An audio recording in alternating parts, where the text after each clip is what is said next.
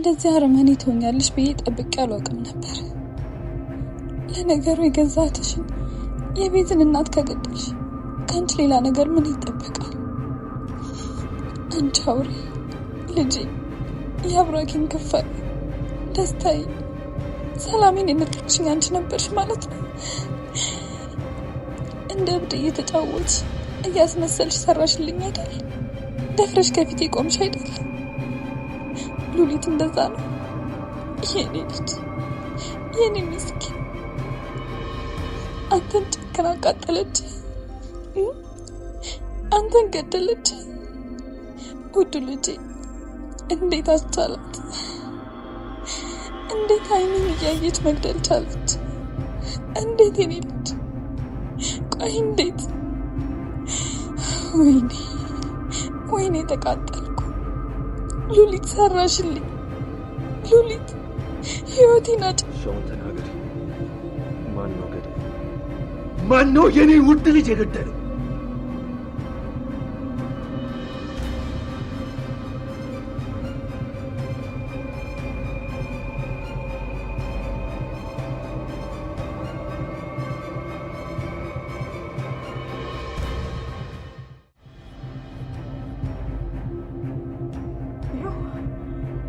ይሄ ልጅ ፎቶ ነው።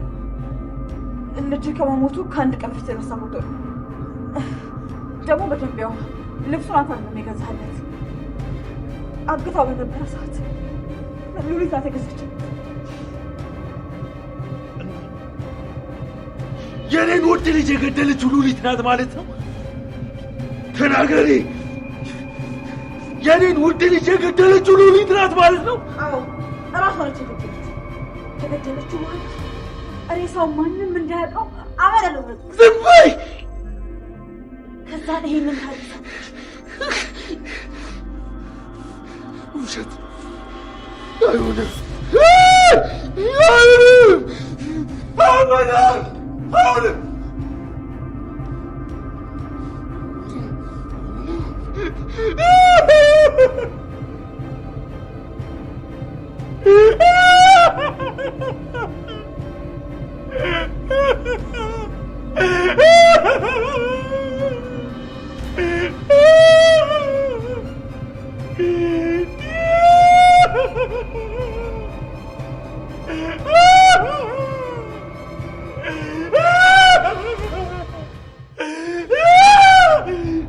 እኔ ደግሞ ማለት ልክ እንደ ፖሊስ እንደዚህ አይነት ወንጀለኛ ተደብቆ ሊሆን አልፈቅድለትም። በእናንተ ምክንያት እኔ ምንም በማላውቅበት መንገድ ታግቼ ነበር።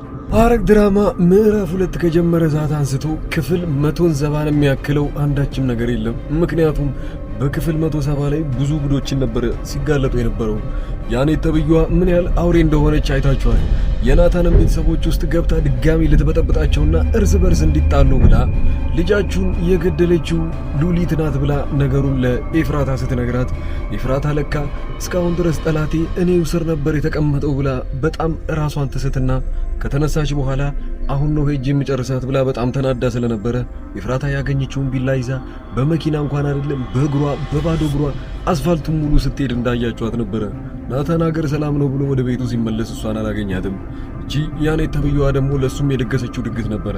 ታዲያ ይህንን ነገር እውነታውን ነበር የነገርኳት። ሉሊት ናት ልጃችሁን የገደለችው ብዬ ስነግራት እንደዚሁ እያበደች ነበር የወጣችው። እኔንም መታኝ እንደዚህ ልታደማኝ ችላለች ብላ ስትነግረው ያፌት ናታን በጣም ነበር ያበደው። ታዲያ በዚህ ሁኔታ ላይ ናታን ምን እንዳለን ሰምታችኋል። ለካ እኔ ስፈልግ የነበረውን ነገር አንቺ ነበርሽ ይዘሽልኝ የመጣሽው፣ እንኳንም ገዳዩን አወቅሽልኝ እያለ እየተናደደና እያበደ እሱም ኤፍራታን ተከትሏት ከዛ ቤት ይወጣል ማለት ነው። ታዲያ በዚህ ሁኔታ ላይ ገዳዩን ሲፈልግ ብዙ ዓመታትን አስቆጥሯል። ልጄን ማን የገደለው ምንድነው እየተሰራብኝ ያለው ብሎ በጣም እሱና ኤፉ እስከ መጣላት ድረስ ያደረሳቸው ገዳዩን ባለማወቃቸውና በዚህ ሁኔታ ላይ የኛን ጠላት እስካሁን ድረስ መከላከል ካልቻለ ብሎ ናታን ራሱ ጭንቅላቱ በጣም ተነክቶ ነበር። ያ ማለት እንዴት የራሴን ሳልበቀላቸው እስካሁን ድረስ በሰላም እየኖሩ እንደሆነ እየከነከነው እንደነበረም ጭምር። አሁን በጣም ደስ ያለው ነገር ቢኖር ገዳዩን እንኳን አገኘሁት ማን እንደሆነ አውቄያለሁ ብሎ ስላሰበ ወዲያው እሱም ደግሞ ወደ ሉሊት እየገሰገሰ ሄዷል። ይሄ ለናታንም ለኤፍራታም መልካም ዜና ነው። ለምን እንደሆነ ላስረዳችሁ። በመጀመሪያ ደረጃ ኤፉ እዛ ድረስ ብትሄድም ግን ገኒም ሆነች ሌሎቹ ሊያስጥሏት ይችላሉ። እሷን ከመግደል ወይንም ደግሞ የያዘችውን ቢላ ሊያስጥሏት ይችላሉ። ኤፍራታ ብዙም አቅም የላትም ማለት ነው። ሉሊት ግን እዚህ ጋር የምታውቀው ነገር የለም፣ የተደገሰላትን ድግስ። በዚህ ሁኔታ ላይ ናታን ይመጣል።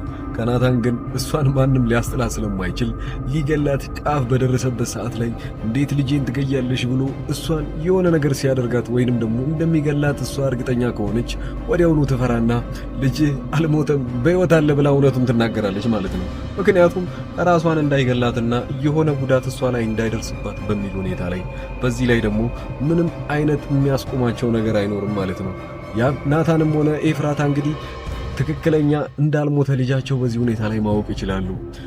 ያኔ ተብየዋም ደግሞ ቤት ቁጭ ብላ ነገሩ እስከ መጨረሻው ድረስ ይሳካልኛል ወይንም ደግሞ እነሱ ይሄን ተጣልተዋል ብላ ብታስብም ግን እሷ ላይ ነው እንዳለ ነገሮች የሚገለበጡባት ማለት ነው። ለምን ዋሸች? ለምን እኛን ሞቷል ወይንም ደግሞ እኛን እርስ በርስ ለማጣላት ለምን ፈለገች? ስለዚህ ኬዙ ያለው እሷ ጋር ነው ብሎ ስለሚያስቡ ናታን እሷን ዞሮ መያዙ ማይቀር ነገር ነው ማለት ነው። ከዚህም በኋላ ቃልም ቢሆን ትክክለኛ ማንነቱ ይታወቅበታል። ልጁን እሱ ድረስ እስካሁን ድረስ አቁሮት እንደቆየና እስካሁን ለሷ ያልሰጣት ምን ምክንያት እንደሚያሳይና እንዳፈቀራትም ጭምር እንዳለ የሚጋለጥበት ይሆናል ማለት ነው። ኤፉም ለዚህ ነገር ዝግጁ መሆን አለባት። ሌላው እንግዲህ የፂን ጉዳይ ስናነሳ ቢኒያም ከስንት ዓመት በኋላ ላይ ለፂ ቴክስት ሲያደርግላት ራሷን ስታ ትወድቃለች። እሷ በቢኒያም ምክንያት ምን ያህል እንደተጎዳች አይታችኋል። መጠጣትም የጀመረችው ያኔ ማታ ማታም እየወጣች እንደዛ ውጪም ስታመሽ የነበረችው በቢኒያም ምክንያት ነበር ማለት ነው። ታዲያ ቢኒያም ያኔ እሷ ከሰከረች በኋላ ላይ ፊት ለፊቷ ይመጣና ይዟት ወደ ቤት እንደሚያደርሳትም ጭምር አሁን እራሱ ይነግራታል ማለት ነው። ያኔ ግን ስለምትሰክርና ማን እንደሚያደርሳትም ጭምር ስለማታውቅ ቢኒያም ያኔ ማክስ የሚጠቀም ነበረ። ራሱ ሁዲ ጃኬቶችንም ስለሚለብስ ትክክለኛ ማንነቱ አይታወቅም። ያን ሁሉ ነገር ሚስጥራውን ሲነግራት የነገራትም ምክንያት የሆነው እንግዲህ አሁን መጠጣት አቁመሻል፣ እዛ ቦታ ላይ መምጣትም ስላቆምሽ ስለናፈቅሽኝና ድምፅሽን አንዴ መስማት ስለምፈልግ ነው ብሎ ቴክስት ያደርገውላታል። እዛው መንገድ ላይ ነበረ ራሷን ጥላ የወደቀችው። በዚህን ሰዓት ላይ ከዛ በፊት ያወሩትን ከአቤል ጋር ሰምታችኋል። አቤል እንደወደዳትና መጎዳት እንደማይፈልግም ጭምር አሁን የመጨረሻው ኬዝ ላይ እንደደረሰም ጭምር ከነገራት በኋላ እሷም ላስብበት ብላ ነበረ ነገሩን በዛ መሃል የቋጩት። ታዲያ ወደ ማታ አካባቢ ላይ ማሰብ እሷ ለምን ላስብበት እንዳለችው ትንሽ ስላኮረፈና አቤል ስለተቆጣ ማናገር አልፈለገም ነበረ። መንገድ ላይ ባሉበት ሰዓት ላይ ነገሩ ትንሽ ይቆይና ይመለሳል። ሲመለስ ግን መንገድ ዳር ቁጭ ብሎ እሱ ያው የእሷን መልስ እየጠበቀ ነበር ማለት ነው። አሁን ግን መልሷን ሙሉ ለሙሉ ይረጋገጣል። ከዚህ በኩል ቢኒያም እንዳለና አሁንም እንደሚወዳትም ጭምር ስለምታውቅ ምናልባት የቀድሞ ፍቅሯ ካለቀቃት ወደ ቢኒያም የመመለስ እድሏ ሊኖር ስለሚችል አሁን አቤልን መቀበል አትችልም ወይንም ደግሞ ትክክለኛ ስሜቷ ላይ እየተረበሸ ስለሚመጣባት አቤልን ምንም ነገራት። ሉሊትን ጉዳይ እናንሳ። ሉሊት እንግዲህ የተካበደ ነገር ሳታደርግ ልጁን ከደበቀችበት እስካሁን ድረስ ለማንም አልተናገረችም። ልጁን የደበቀችው ለምን እንደሆነ ባይታወቅም ግን የሉሊት ትክክለኛ ችግሯ ምን እንደሆነ ሁላችሁም ታውቃላችሁ። የገንዘብ ሁኔታ ላይ ነው እሷን ያስቸግራል። ለዛም ነበር ልጁን ራሷ ወስዳ ገንዘብ ተቀብላቸው ልጆቹን ልትመልስለት የፈለገችው። አሁን እንግዲህ እየገሰገሰላት ሲመጣ ምን ልትናገር እንደምትችልም ጭምር እዩት። ኤፍራታ መንገድ ላይ ምንም ነገር ሳትሆን ወደ ቤቱ የምትደርስ ከሆነና ገኒ ባለችበት ሁሉም ነገሮች እንዳለ ጉዳቸው እዛ ጋር የሚሰማ ይሆናል። ኤፍራታ የመጀመሪያዋ ጥያቄ የሚሆን አንቺ ነበርሽ አይደለ ልጄን የገደልሽው ብላ ነገሩን ለማጣራት ትሞክራለች። ምናልባት እኮ ሉሊት እንደተባለው ከሆነ ያኔ በምዕራፍ 1 ላይ እንደሰማችሁት ሉሊት እርጉዝ ነበረችና እርጉዝ እያለች የኤፍራታ አባት የሆነ ኬዝ አድርጎ ልጁ እንዳይወለድና ሉሊት ሆድ ውስጥ የነበረው ልጅ ወርዶ ነበረ። ያንን ለመበቀል ብላ ይሆናል አሁን ያንቺን ልጅ ወስዳ ነገሮችን እንዳለ እንደዛ ልታቃጥልና ልጁን ልትገለው የፈለገችው። አሁን ትክክለኛ መልስሽን አገኘሽ ወይ ትላታለች። ያኔት ናት ይህንን ሁሉ ነገር ያቀነባበረችው። ሉሊት ምናልባት ለዛ ነገር እውነቱን እየተጠቀመችበት ይሆናል ወይ? ልጁንም አግታ ያስቀመጠችው ለዛ ሊሆን ይችላል ወይ? ይህም የሁላችሁም ጥያቄ ሊሆን የሚችል ነገር ነው። ናታን ግን ከኋላው ተመልሶ እዛ ቦታ ላይ ከደረሰ ቶሎ ብላ ነገሩን እውነታውን ብትናገር ይሻላታል። ልጃቸው እንዳልሞተና የት እንዳለም ጭምር ልትደብቀው ትችላለች ማለት ነው። ነገር ግን ልጁ እንዳልሞተ ከተናገረች እሷ ልትተርፍ ትችላለች። ያኔ ናታን አንድ ነገር ግር የሚለው ነገር ቢኖር ታዲያ ውሸቱን ለምን መናገር አስፈለጋት? ያኔት የምትባለው ሴትዮ ማን ላካት? ለምንስ ነው እኔ ጋር መጣ ያንን ማውራት የፈለገችው ብሎ ወደ ቤቱ ተመልሶ እሷን ማግኘቱ የማይቀር ነገር ነው። ግን ያኔት እዛ ቤት ውስጥ እየበረበረች እያለ አንድ ፎቶ አግኝታለች። በጣም እንግዳ ይሆንባታል። እስከዛሬ ድረስ ያቀደችውን እቅድ ሊያበላሽባት የሚችል ፎቶ ነበር ያየችው። ምን ይሆን ይሄ ፎቶ? ከእሷ ጋርስ ህይወት ምንድን ነው የሚያገናኛት? ያኔት እናትና ሌሎች ዘመዶቿ የናታን ትክክለኛ ጠላቶች እንደሆኑ ባለፈው ክፍል ላይ ብዙዎቻችሁ አይታችኋል። እዚህኛው ክፍል ላይ ምን ሊሆን ይችላል? እናንተ የራሳችሁን ሀሳብ ኮሜንት ላይ ያስቀመጣችሁልኝ፣ ቀጣዩ ክፍል ላይ ምን እንደሚፈጠር እንደዚሁ ማቀርብላችሁ ይሆናል። ቻናሉን ሰብስክራይብ ያላረጋችሁ ሰብስክራይብ እያረጋችሁት 100,000 በቅርቡ እንገባለን። መልካም ጊዜ። እዚሁ አውቶቡስ ተራ አካባቢ የሚደርስ እቃ ነው። ወንድሟ ልደት ሳትነግረው እቃ ልኬልሃለሁ ሳትለው ስልክ ቁጥሩን ብቻ ሰታይ እኔ ወዲያውኑ የልደቱ ቀን ሄጄ የምሰጠው ይሆናል ማለት ነው። እናንተ የምትፈልጉት ስጦታ ብቻ መስጠት ሳይሆን ለቤተሰቦቻችሁ የምትፈልጉት እቃ ካለ ማንኛውንም እቃ እየላኩ እገኛለሁ። ከዚህ በፊትም እቃ ያዘዛችሁኝ ልጆች እስቲ ኮሜንት አድርጉ። ሌላኛው ይሄ ደግሞ 40,000 ፓወር ባንክ 40,000 ማለት አንድን ስልክ ከ10 ጊዜ በላይ ቻርጅ ያደርገዋል። ይሄንን እኔ ጋር ማግኘት ትችላላችሁ። ይሄ ደግሞ ወደ ሀገር ቤት የሚላክ ነው። ወደ ደሴ አካባቢ የሚላክ እቃ ነው ማለት ነው። ይሄንን እኔ ጋር በ10,000 ብር ብቻ ታገኙታላችሁ። ሌላው እቺ ትንሿ ደግሞ 20,000 አምፒር ነች። አንድን ስልክ ቢያንስ 4 እና 5 ጊዜ ቻርጅ ማድረግ ይችላል። ፉል ከዜሮ አንስቶ የራሱ የሆኑ ኬብሎች አሉት እዚህ ጋር። እነዚህ ነቅላችሁ ቻርጅ ማድረግ ብቻ ነው።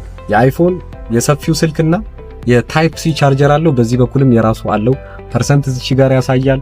እናንተ እንደዚህ አይነት እቃዎችን ማዘዝ ከፈለጋችሁ ዋይፋዮችም ከ3500 ብር ጀምሮ አሉ። እዚህ ከስር በማስቀመጥላችሁ ቁጥር እኔን በቴሌግራም በዋትስአፕ እና በኢሞ ማናገር ትችላላችሁ። ሰፋ ያለ ቪዲዮ እና ደግሞ ሌሎች ሰዎች ያዘዙትን እቃ እንደዚሁ በመረጃ ያስቀመጥኩት የቪዲዮ መጨረሻ ላይ አለ።